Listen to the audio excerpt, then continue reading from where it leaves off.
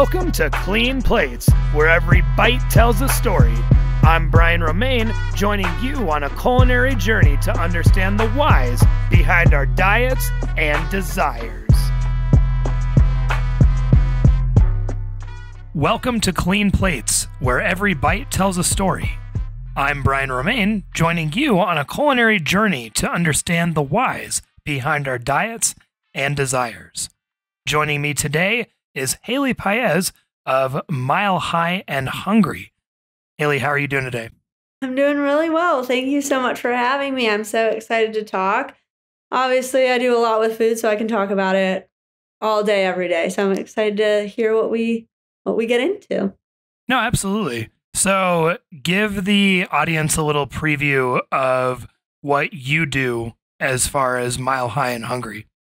Yeah, so right now I would consider myself a Denver-based content creator. So I create content surrounding new restaurants, new dishes, chefs around our community, just to kind of get people excited for what we have in town. Something that is really important to me and the people that I work with to create all of this for everyone is making sure to just showcase what's out there. And I don't want anyone to not go to some place because my personal preference wasn't aligned with that, because I think taste and what people enjoy are so diverse.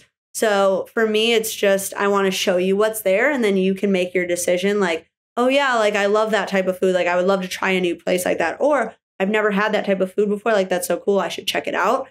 So yeah, just kind of being that inside scoop for people to just scroll away and see who we have in Denver and what they can dive into. I love that. I really enjoy this new wave of people who are making content around city and food, because a lot of it I'm noticing is not very critic based. And I've heard a lot of people speak out about this as far as, hey, I'm not a food critic. So like, even if I don't like something, I'm not going to purposely write a bad review on my page to call someone out. I'm just going to kind of leave it to myself, as well as if I have a personal conversation with somebody, sure, like we can talk about different things that I like or I don't like about certain restaurants, but I like that a lot of people are just kind of going on the things that they enjoy, as opposed to really taking the time to write like a crazy bad review about a restaurant or a spot. Yeah, not my style at all. And there's other people that help me create all this content. And like, it will be a table divided sometimes. Like some people will really like one dish and then others will be like, it's not really my cup of tea. So it's also like, it's nice to have multiple people there. So everyone kind of gets their hand in it, because then it's also like, it's not just me saying like, yes, you have to go here, or no, never go here, because everyone is so different and it should be so celebrated what everyone creates and does. Especially because like something that we like to do is when we go into a restaurant, we'll always ask like, oh, like what's something you do that's really special? Like, what do you really like on your menu? Because I feel like people can get really pigeonholed in their diets and like what they eat. And they'll just like, whenever they go to an Italian restaurant, they get this. But letting kind of the owners and who's creating this food kind of dictate your menu is a really great glimpse into like why they created what they created, how they came to create it, and like what sets them apart for someone else. And it's always exciting when you get a dish that you might not have picked, but it becomes one of your favorites. Or it's one that you're like, wow, I never would have ordered that, but like I'll come back and get that again. So it also like allows you to be more adventurous and more really get involved in the food scene, which I think is really awesome. And I encourage everyone to, and I ask this every time, to no avail, is what do you really like? What's really popular? What's something unique that you do? So you can also like broaden what you know about food, what it means, and the connection that it builds. That's really, really great. What you just said at the end is that the connection that it builds, you know, because I think food is such a tool for social connection. It's a tool for bonding. It's such a way to bring people together. And I think that's really great that you have all these different people that help you co-create this content and you guys all kind of bring something to the table, and then it's all encompassed in this blossoming process to make the really awesome stuff that you guys put out. So kudos to you. That's really awesome. So now going back to like your earliest childhood memories, what are some of your, biggest memories that involve food? How do they shape the current culinary preferences that you have today? Yeah, so it's really interesting that I now create content because I wouldn't create content about anything else. There's nothing that's like really in my life right now that I have such a deep connection with since such a young age that I get excited to explore and do. Like there's a lot of people that do food, fashion, beauty. Like I don't know anything like that. Like none of that is like really what gets me excited during the day. And I think it's all because when I was growing up, my dad's family's from Mexico and his parents never learned like full English. So my earliest memories with my grandparents is my grandma and my grandpa would come over to our house on Sundays, and my grandma would be in the kitchen just like cooking up this like massive meal. Mind you, there were 6 people at the dining table, but she comes from a family of 9. So like she only knows like 9 and up servings. So it was just really exciting to be able to see her like feel very comfortable in a setting, because obviously like with a language barrier and like being in a new country, there's that like kind of inability to get like comfortable right off the bat. So to really see her like lock in and have like all these pots going and all these like smells just like flooding the house and different techniques that she was using, that was kind of like our first way of like interacting with each other and like bonding, even though I didn't have to like be able to communicate with her verbally. It was like, that's how she showed that she was going to take care of us that day. Like that's how she showed she cared about us. She didn't have to like say the English, like, I love you, because it was the time and effort and like the love that she put into the food. So from like memories like that and just being together at that table, because my parents both worked as a kid, like I was very active in extracurriculars and things like that. So to have that time to really come together and like be like, wow, like meals aren't just something you like take as I'm running out to soccer practice, or I eat after I heat it up in the microwave when I come home from a late night practice. It was a really great bonding moment. So from then on out, like I just became like fixated with it. So all my friends were watching Disney Channel. I was watching the Food Network, and being from Chicago, my dad really saw that I had taken a liking to this. So it was kind of like a next level of us being really close too. And so our like ways of hanging out was like trying a new restaurant, or for my birthday, like we'd go to a new restaurant. And then just him kind of reiterating, like really take it in, like the different spices, the seasonings, like what the inside looks like, how people are like serving the food, all these like little details to really elevate it from just like, oh yeah, like you need this to survive, like just take it in and we can go. But really having that extra layer of awareness for the details was something that just like really inspired me on how it's such an art form. It's such like a relationship between the chef and the ingredients. And it's kind of like this orchestrated choreography of being able to create these dishes. That was such a symphony of words. Just truly, I love just listening to every part of that, because everything from your heritage to growing up to just immersed in the story of all the flavors, I felt completely connected. So thank you so much for sharing that. Would you say that your family's culinary heritage has influenced the way that you perceive and appreciate food? Oh, for sure. Like if I didn't have my dad's family, like my mom can't cook, she burns. So like with her, like definitely like food wasn't really at the forefront. So seeing like how tied, because like my dad's Mexican, that's what he is. So like having that be like the only food that like his family grew up on and everything, and like he would grow up on a lot, I feel like it's a lot easier than like my mom is like German, Polish, English, like all these different identities. So unless you're like tied to one or like can cook all of them, it can be really hard to express that in food. But it felt like just something that gave my grandma comfort being in a foreign place. So I feel like that also helped, like just seeing how it added like another layer of emotion to her was also extrapolating it from just being sustenance and something that you need in order to survive. I think that's really neat because my mind goes to a place of you growing up with these two parents from these two cultures with almost elementally different ways of cooking, because Spanish culture and Mexican culture has such a different way of using the elements to cook versus European, German, Polish, like you were explaining. So that had to be such a clash of flavors. Yeah. So then, since both my parents work during the day, my grandma basically from my mom's side would come and she would cook Polish food. So it was also very interesting to just see the diversity of flavor on that regard and being able to like appreciate both sides, as well as like when people think of Mexican food, it's like strictly like tacos, burritos, like quesadillas. But my family's from all the white people stuff.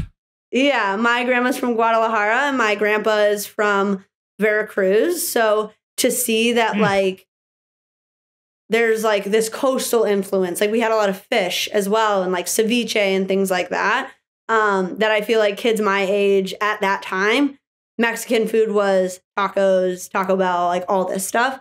So to also see that like, wow, if you really get into it, like it's not 4 or 5 items that make up this grandiose space. Just like in the United States, like we have Texas barbecue, we have Southern soul food, we have Tex-Mex, like we have all these different flavors like East Coast seafood. So it was nice to kind of have that realization and making that connection. Like, yeah, like the United States has so many different regions. Obviously, we have different food. Other countries have to have that too because they're so regionally diverse as well. No, I like the points that you touched upon there, just because it makes complete sense where you have these splashes of flavors from these different melting pots of cultures that, you know, started in the United States. And then even to touch on before, to piggyback, the American influence on things like Hispanic food that like came over and got turned into things like Taco Bell or readily available, you know, quesadillas, burritos, tacos with all very minimally sourced ingredients, nothing of the fresh, you know, region or what you were talking about earlier, where when people think of Mexican culture and food, they don't think of fresh fish, ceviche, elote, you know, other things that actually make up the real culture of it versus just something that somebody threw together and called it taco whatever. So I think that's really cool that you've had those experiences from a young age. And speaking of which, can you share with the audience just like a memorable, you know, experience that had a significant impact on you that involved food? Yeah, so I would say obviously like what I've touched on before, but another really interesting thing for me as an individual is I was a competitive athlete my whole life. I played competitive soccer. I was on DU's Division I women's soccer team. So it was also a very interesting experience to like grapple with this idea of when you're younger, like you kind of eat whatever you want and it doesn't really matter. And now like once you're getting a high level in sports, it's like, oh, like you need to hit this protein goal. Like, and then you start getting influenced by like different diets that are like, oh, this is the perfect thing for this athlete. Like you need to do that. So I remember in college and towards the end of my high school career, like really grappling with like my love for food and wanting to try all these different cuisines and kind of go out to restaurants, but also feeling that pressure of, well, I have to stay to this strict diet in order to perform on the field. And someone like me who's like really competitive, I feel like I lost moments of like my love for food because I was so tied to my performance or looking the part of an athlete, fueling the way athletes should.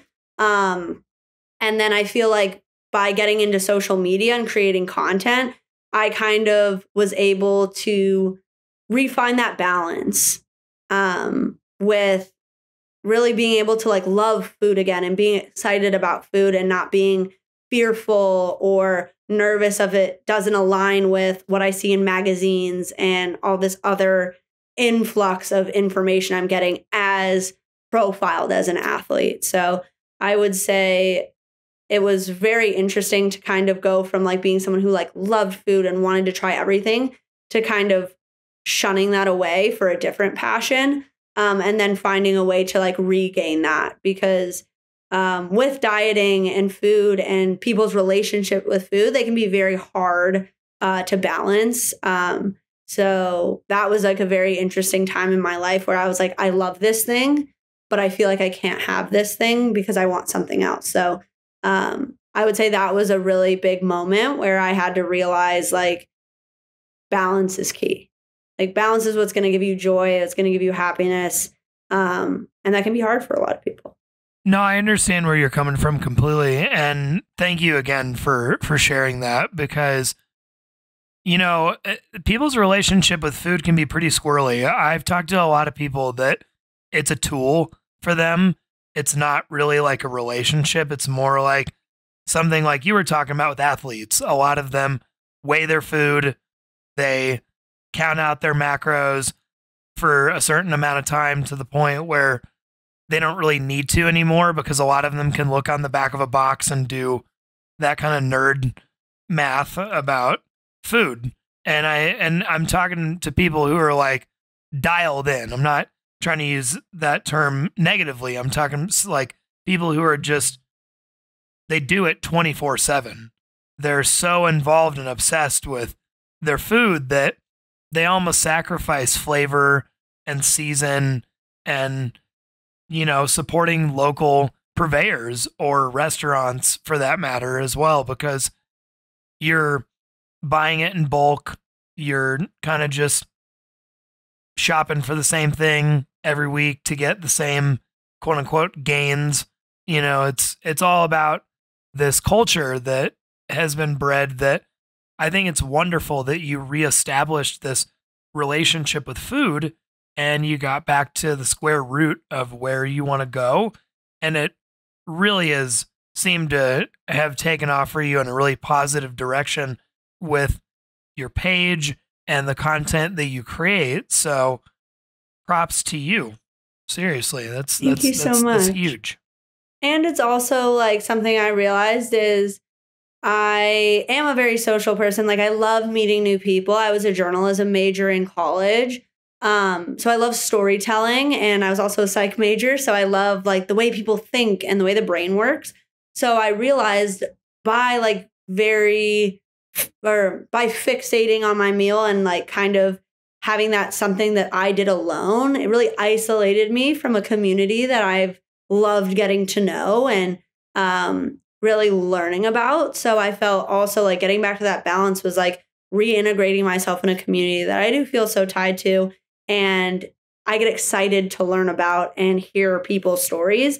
So that's also how I knew that for me, food is never just going to be something that I consume because it is so many layers to who I am. It's my social interaction, my love for storytelling, my love for learning about people. So I feel like that's also another layer that I was really excited to get back is to learn from the people that are creating these amazing dishes and plates and pieces of art, honestly. No, absolutely. I had such a wonderful time in Golden yesterday, taking you to Bonfire Burritos and showing what they're all about over there. That was such a wonderful experience. Just getting to chat and, you know, talk about life itself and just enjoy some good food. Oh yeah, and learn about like all the dedication that they have and just to see something like that because I feel like people like I said before people are like, well, Denver's not LA, New York, Chicago, but like you have people that really care about what they're putting out. And they care so much they're smoking their own meat. They're working with local purveyors. They're making things from scratch because regardless of the title that they want, which doesn't need to be another city, but they just want to know that they're doing everything that they would want to consume. And they want to do right by their community and their city. So those are the extra steps that they're willing to take. And I feel like if you even just years ago would say that about Denver, people are like, oh no, they don't do that. It's just they're just making food. Like there's not that attention to detail. So with places like Bonfire Burrito, I really commend them for taking that extra step because they care. Because right now I would say we don't have that. No, we are growing into having that community demand, like with our farmers markets and all these great things. But from like an outside perspective, you wouldn't expect that demand. So it's really exciting that people are kind of taking that ownership. And then the community is like, yeah, we do want that.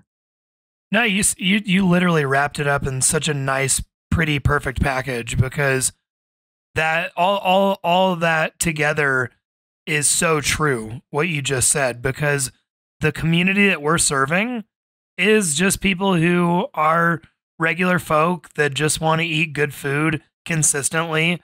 And it's served with a smile. It's served with a kind interaction. It's, people walking up and, saying, oh, hey, Fred. Oh, hey, Don. Oh, hey, Bill. Everybody's just, it's a whole community and a neighborhood of people. So that alone is one of the reasons I love working at Bonfire, but I also totally get behind everything that we're doing from, our food and the people that we work with. Yeah, that's amazing. But so do you do much cooking yourself at home?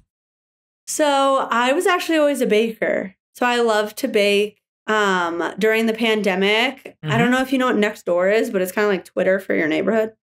And since I wasn't really playing soccer like I used to, and we couldn't like go sit down at different restaurants, we would do a lot of takeout. But I had a lot of free time during the day because I had Zoom classes, and even my teachers knew because I would start by keeping my camera off, but then they're like, Haley, what are you baking today? So I would just turn my camera on and everyone would see what I made. But my parents are like, my dad was like, we can't have this in the house. I'm going to get to 3 bajillion pounds. So I wrote on Nextdoor, hey, like, I just love to bake. I know we're all going through like this weird time. So like if anyone has a birthday or just wants a sweet treat or wants to gift something to someone else, DM me. This is my phone number. Text me. I'll make you whatever you want, free of charge.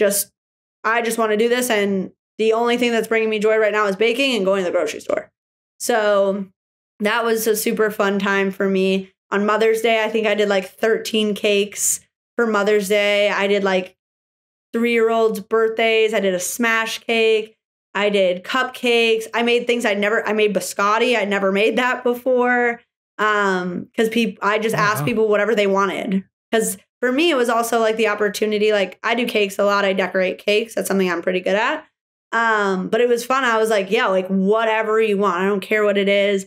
I will look up the recipe. If you have a recipe, send it to me. So that was a really, really fun experience to kind of get involved with my community, even during such a precarious time and still be able to be in the kitchen and build that community through food, even though we couldn't be together.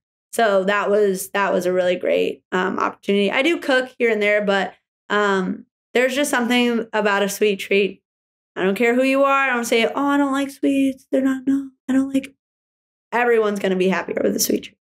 You're not wrong about that. You're not wrong about that. Do you have any more like goals with baking to like go and do anything else with it? Or are you just gonna kind of keep things as is? And so I've worked at a bakery before and I've loved doing that. My friends know when we came back to school after the pandemic, for each one of the players on my soccer team's birthday. I made everyone a dessert, whatever they wanted. I've done graduation cakes, birthday cakes still. People know if they need something, they can always reach out to me, no problem. But yeah, I am a pretty busy person, but I don't care what time it is. I'll bake you a cake if you want it. Or any dessert, really. That's pretty cool. No, that's super rad. Speaking of being busy, do you have any like big goals for travel this year to, go and taste anything authentic in a region or like a certain area of, either the United States or even outside of it? Yeah. So, every year I try to go outside the United States. So last year, I went to Italy. I went to Rome, Venice, Florence, and Cinque Terre, which is kind of like the northern part, or like it's like the Amalfi Coast, but it's up north, so it was like easier to hit all of them. And it was just really cool to see, like, we think of Italian food as pasta, pizza, all this stuff, but to see what people really prioritize, because like in Venice, like they actually can't make wood-fired pizzas because of their town. Because they're on the water and everything. It's just something they don't do. And same with Cinque Terre. They don't do it. So it's very interesting that we have this staple thing, but if you go to one area, they're not going to serve that to you. So being able to see like what pasta dishes are where, the influence of seafood, and just kind of who's resided there was super cool. So for this year, we're planning a trip to Japan, to Tokyo, Kyoto, to try everything over there. So I'm very excited. I love sushi, cool. Yeah, fish, one of my favorite things. I can't wait to go to all the marketplaces. So yeah, that's the plan for this year. No, that's really rad. I'd like to go to Japan myself and check out some of the street food as well as some of the vinyl toy exhibits, because I think I collect like little artistic vinyl toys in my spare time. So very cool. Yeah, there's a lot of really cool handmade Japanese stuff. Yeah, I just feel like also the culture in Japan is very like into the details of food as well. Like it's very crafty, it's very detail oriented. And I took a class on anthropology, and we did the anthropology of food one day, and it was very interesting because each certain regions, I would say, older like countries than the United States, they all have a very dedicated like idea around food. So like in Italy, meals are very long. They're supposed to be very social. Same with Greece. But in the United States, like we didn't have that foundational understanding of like food is also a community event. That's why we have so many fast food locations. We have like lunch on the go, all these different elements, because we didn't start as a culture that prioritized food being connected to something greater. So like in Italy, dinner is very long. Greece, dinner is very long. In Japan, the art of food and like the way to become a sushi chef, you have to do like 18 years of training. You can't just say one day I want to learn. There's like a timeline and an art to it. So it's very interesting to see how different cultures also prioritize food and how it can mean more than just putting something on a plate. This episode is brought to you by MyFitFoods.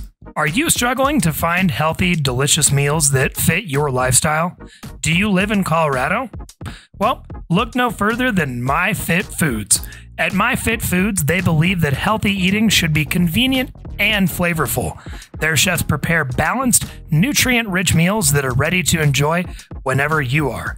Whether you're looking to lose weight, build muscle, or simply maintain a healthy diet, they've got you covered. Imagine having a fridge full of tasty meals that are perfectly portioned and tailored to your nutritional goals.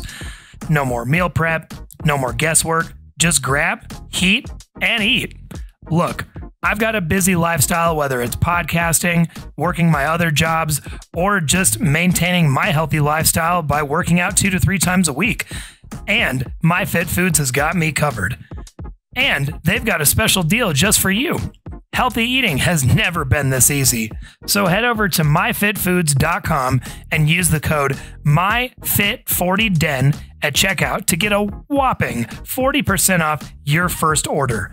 That's myfitfoods.com and use the promo code MYFIT40DEN at checkout for 40% off your first order. So why wait? Start your journey to a healthier you. Fuel your best and feel your best one meal at a time with MyFitFoods. I find it very, very fascinating what you brought up about how we were never really meant or bred to have that, because American culture is very fast already.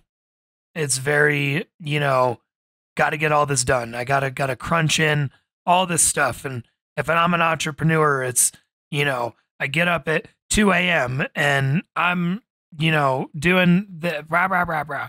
But that's it. There's no relationship to food. It's only a relationship to what can this give me as far as production.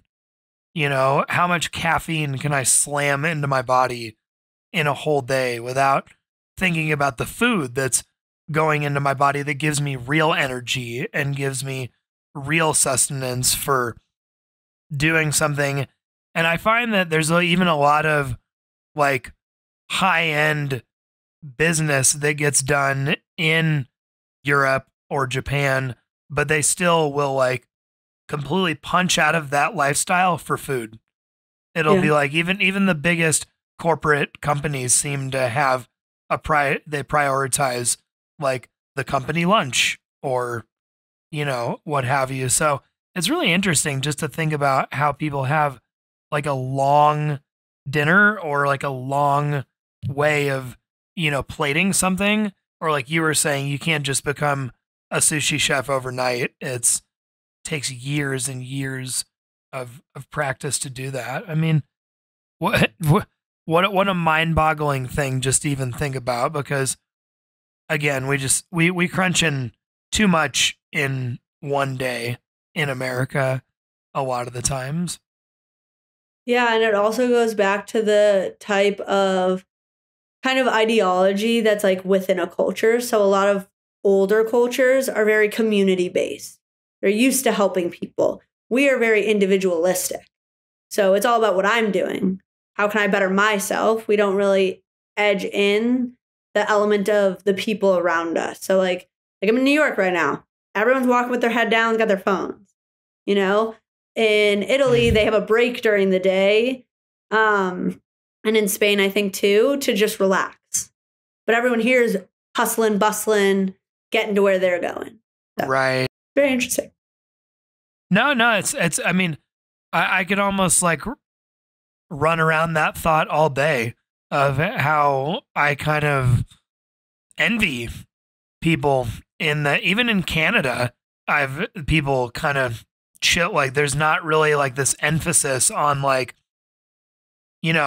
pounding the hammer all day long. There's kind of there's a lot of these elements in different parts of the world where they're focusing on the psychology of the human, and probably makes for happier people. I could only imagine. But yeah, I mean, it's a wild thing, but one of these days, maybe America might catch up a little bit. Do you believe that like you having a social media presence has helped you promote different cultural experiences, such as what you were just talking about, all the things that you experienced in these different countries, especially with food exploration? Yeah, so it's been very fun to work with places with cuisines I haven't tried before, and it's just really great to hear like the feedback from the people that I create the content for, and saying, oh, we were like sold out, or We've got like a ton of reservations lined up, and just to like see people, it's very hard to get people to take action nowadays. So that also pushes me on how can like just seeing a video and liking it, that only like looks good for me, but that's not really what I want. I would rather have people not like it, but they end up going to the restaurant. So that's kind of the best part of it, is really just hearing that people were able to take action and they were interested in learning more and hearing about more of the stories. Because one thing I also like to do in my content is to kind of talk about the place that I'm going to, some of the conversations that I've had with the people that are there, some accolades that they have, some notable elements to who they are and how that translates to their food, to get people really excited to not only try the food, but learn more about how the food came to be. I think that's really neat, because what you're doing is you're using your platform to support these local businesses, and you highlight the diverse food culture that they represent. So I think that's really interesting and neat, because, you know, there's a lot of people who kind of get this tunnel vision that you can see with their food pages that, you know, kind of is like, all right, I mean, that's just another day of you eating in the same area, kind of doing the same thing. So to hear how broad you're able to, you know, expand that horizon is so interesting to me personally, because it keeps me on my toes on someone like your page, because it's like, okay, where are they going? Where are they going next? Where's the next adventure? And it's really engaging to be able to see that content and see it be executed in such a way where you're doing all this research to talk to the people and get together with them before you're even making the content. And it really just gives the viewer a wonderful lens into that whole entire experience, with the culture sprinkled in with all of the other little elements that you give them. So, I mean, thank you so much. Yeah. That's so kind. And I know it's been crazy because I was doing social media when it was just photos, but I love the transition to video. I know everyone says a picture can speak 1,000 words or something, but I really love that extra layer of connection that I can offer when watching a video, and kind of also doing a voiceover and talking to people on kind of elements that I picked up on that I thought were really cool, or just elements that would be cool in general. So getting people that deeper understanding, because I do write long captions. I'm a journalism major in college. I love long form writing, but to be able to kind of give that in a more condensed snippet is really exciting as well. And it's just captivating. No, absolutely. The combination of having a lot of information that's really digestible and good to read, but then having a clip that's only, you know, X amount of seconds to a minute. And it gives you all of that kind of in the, you know, I don't know if it's just a American culture thing. It could be everybody these days, because everybody has cell phones, and no matter who you are, there's going to be kind of that social media culture in each country. But for me, I've got ADHD, so seeing like a lot of smashed stuff in a good way in a clip where it's the food, it's the information, it's where it's from, it's very fast and kind of coming at you. But then it scroll down and you get to read this nice paragraph. Take the time, take a deep breath for me, and I'll just read. And it's nice because that combination of both is a very digestible way to enjoy the content on both ends of the spectrum. And I fully agree with you, where getting away from just a single photo and having the opportunity to create reels, create short edited form content, and give people that voice, as well as like, I was in radio and TV in high school, and I always thought it was so cool, the elements of like what we taught with editing and just focusing on these different angles with, you know, picking up on a camera. And so now that we have these, you know, cameras right here in the palm of our hand, it's very interesting to be able to have that opportunity to create and to see what other people are able to create. So I think you're opening up a lot of doors for people too, because you're showing people what's possible and you're showing other people like what a little bit of time and effort can really give you. And it shows, it really does show in the content, as well as like, do you notice any trends or shifts during your, preferences on your behavior, such as somebody who has such a high result with their content? Like, is there things that you see trending with food or like the ways that you shoot your content? Yeah, I do. I just use an iPhone. Like I just have a newer iPhone that I shoot. I would tell anyone you don't need like heavy duty equipment to make it look good. But for me, I create content that I would consume. That's really important to me. Is I'm like very perfectionist, and it's really funny because like I said, like I'll have other people help me. And but I like taking the videos because I know how I like to shoot it. And it was also very interesting on kind of taking on this role because I never thought of myself as a creative person because I played sports. So I feel like in society we're like, you're either athletic, you're smart, or you're artistic. So to be able to kind of capture this video and kind of make it artistic and make it flow was very exciting. And sometimes like if I couldn't make a shoot, like I'd have someone else do it. And I'm like, it just doesn't look right.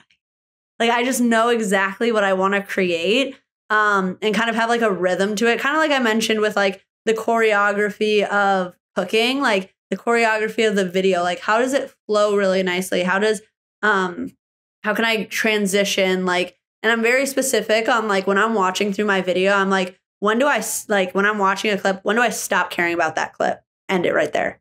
Don't let it drag. Because I see, and everyone has their own style, which is totally cool. But whenever someone asks me for advice on social media, a lot of the times I'm like, your clips are just too long. Like people get it. They saw it. They understand what's on that clip. That extra 10, 15, 30 seconds of it, where they're bored. How can we make it like how can you stop it right when you still have their attention so they keep staying? So I would just say a lot of it is like high quality. Like I love natural light. I hate filming in dark restaurants. I hate using my phone camera. I hate using like any light source besides the sun because I just think it just really glows and it looks really organic and beautiful. So I just have like little key elements of mine to make it look the way I want to do it. And that's not the right way or the wrong way. That's just how I do it. No, I like your forward advice. I think that I could even, I could even take some of it myself because there's a lot of things that I've been learning with time. You were just saying that, cutting out the extra air, all that extra, just whatever, just getting rid of it. So I like that. It's like once I'm bored with a clip, I kind of just, I'm done. I get it, clip. So that's cool. That's a very good way of thinking about creating things, like you said earlier, things you would consume as a consumer. So I think that's pretty interesting. Do you ever collaborate with other like food enthusiasts or accounts that have the same type of vibe or following as you, or do you just keep it strictly to the Mile High and Hungry? I know a couple people in the space. I would say that's something that I definitely want to improve on in this new year is getting to know more people that do kind of similar things to what I do. I haven't collaborated with anyone specifically. Like I just like chat with people that are also in the space and kind of do what I do, maybe a little bit of a different capacity, but kind of just hearing like what they're going through, how is it going for them, anything that I can support them on, things like that, connections. But I wouldn't say I've directly collaborated with anyone, but that would be a fun thing to kind of grow and do in the future. All right. Well, she's putting it out there, folks. So, yeah, I mean, again, I think that's really cool that you even just work with restaurants in general, because it seems like you probably have had even a lot of feedback on your page from people who are like, thank you so much for recommending me this restaurant. I now eat here all the time. I've recommended it to other friends. So that chain of connection must be such a wonderful way to connect with people in general. How does that make you feel? So it's actually funny that you mentioned that. So I was walking down 32nd Avenue, right by North High School, I'm pretty sure. And there was this little Mexican bakery, Panaderia Rosales, and I'd never been there. I didn't really notice it. I walked inside. The woman running the front, so sweet. They had so many desserts. I was like, okay, I have to try this.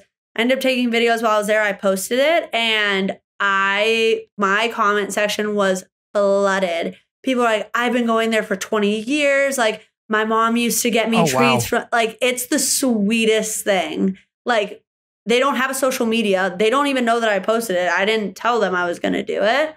I was just like, oh, like, I have clips from this place. Like, I liked it. It was pretty cool. Like, I feel like people don't really know about it because I've never heard anyone talk about it. So I posted about it, and just to see everyone's comments, like, my grandparents have been going here. My mom goes here. I've been going here for 30 years. This is my mom's favorite place. Like, I remember getting treats after school when I used to go to North.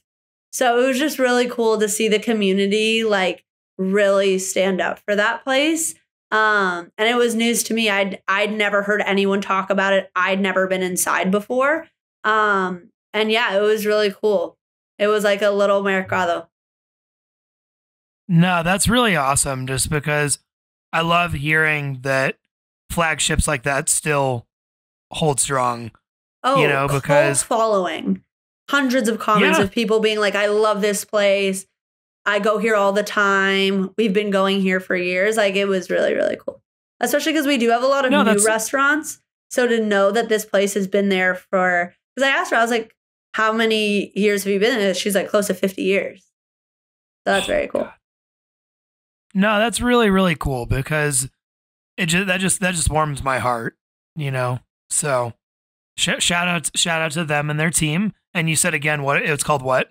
If you look it up on Google, I think it's Rosales Mexican Bakery, but like their sign says Panaderia, which is basically bakery in Spanish. Cool. Yeah, no, just want it so everybody can like hear it clear and pronounce correctly because I would totally butcher that. It's right across the street from Park Burger on 32nd Ave and like right next to North High School. Okay, cool. So if you're bad at directions like me, just find one of those places and then just walk around and you'll find it for sure. No, exactly. No, I love that because it really seems like you do care about community and how that works in these different elements. Because, I mean, just beyond recommendations for restaurants, you provide additional resources and information for people, especially if they don't even have an Instagram. I mean, you're out there finding these different places and these niches and then kind of going on the hunch and going in there. And I think that's such a great element for your curiosity and your relationship with food. So I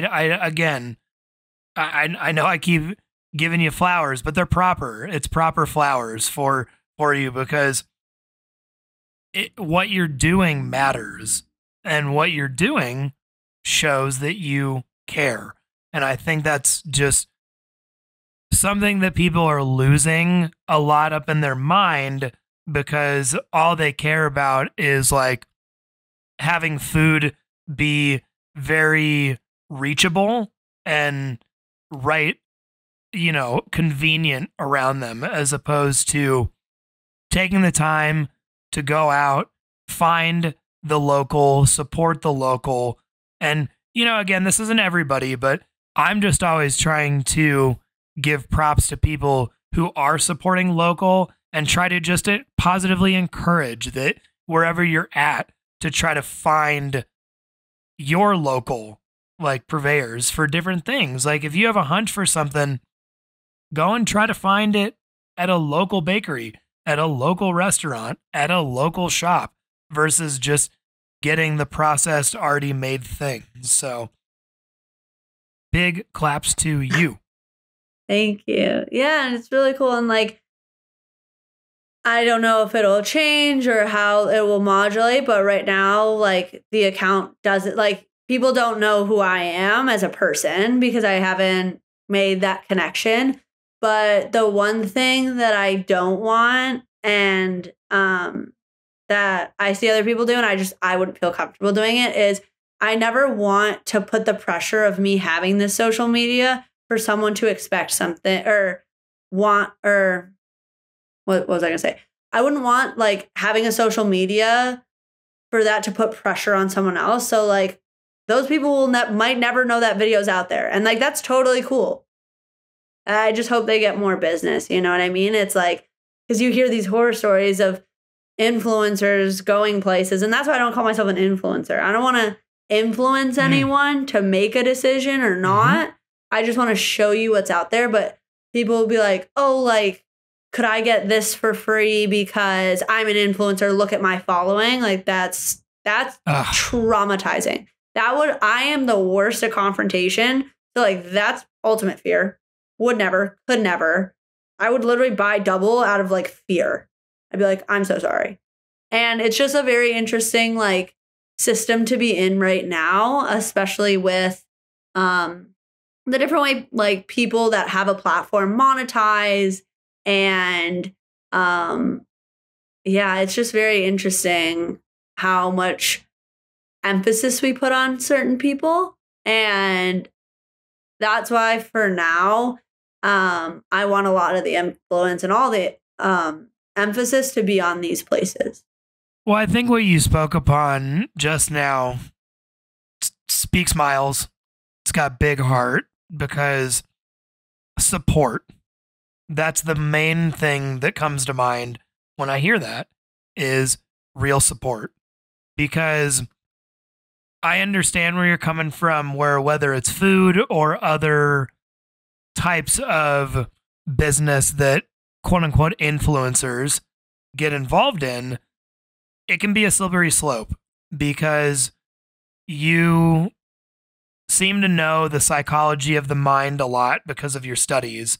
So I think that's really cool because that element seems to be very strong in your presence because the last thing you want is a free meal, a free anything, because again, you're just using your time and voting with your dollar to support these people and their restaurants and their businesses and their shops, their bakeries, the everything. And I just think that's rad because, you know, it's pretty clear when people walk into a place and kind of show their badges of, oh, I'm an influencer. Oh, I do this. And, oh, I could get you like a bunch of reviews, wink, wink. And it's like, you know, or, you know, I could get you a bunch of patrons to come in the door, but you do it naturally. You do it without, it's the dance that you're doing is very, very natural. So, I mean, again, just keep doing what you're doing because I think the formula is working and I think what you're doing is going to continue to work because you have this mindset. You have these elements that you're putting out there. You're putting everything organically into this package and you're allowing it to flourish from just a little seed into this nice plant that you've watered and you've done it properly, you know? So again, just keep doing what you're doing. And I think things are going to work out just fine. But looking ahead, what are your goals? And you're very welcome, by the way. I mean, it all comes from a good natural place. But looking ahead, what are your goals for further leveraging just your social media presence and continuing to still make a positive impact on the food community? Yeah, so there's always more places to try. There's never going to be a day where we've tried everything. So that's also exciting to be able to continue this like adventure and exploration. We've talked about doing a podcast. We've talked about doing newsletters. One thing that I think is really important to us, and that's also what kind of lending itself to the podcast, is building a really strong community of people.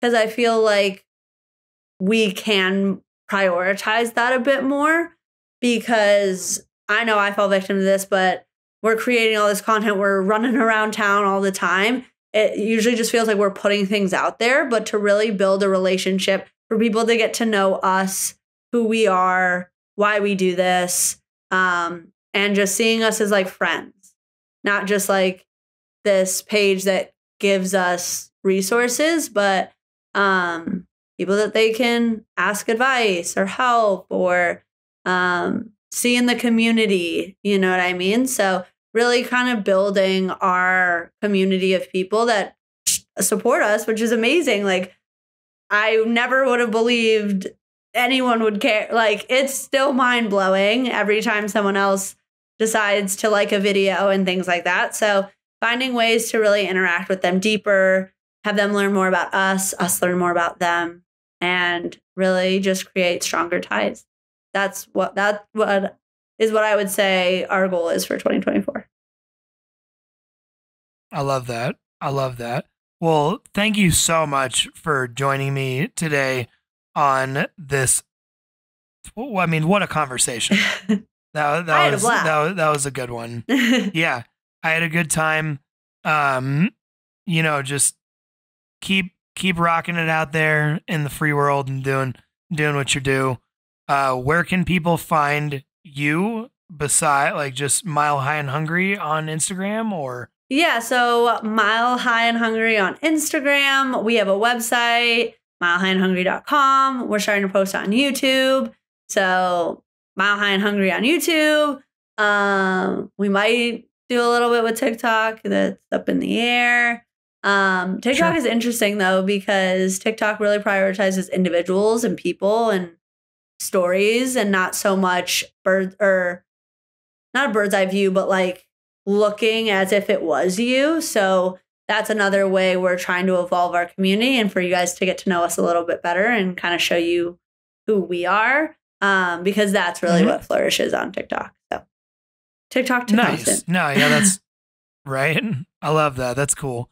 Well, you can always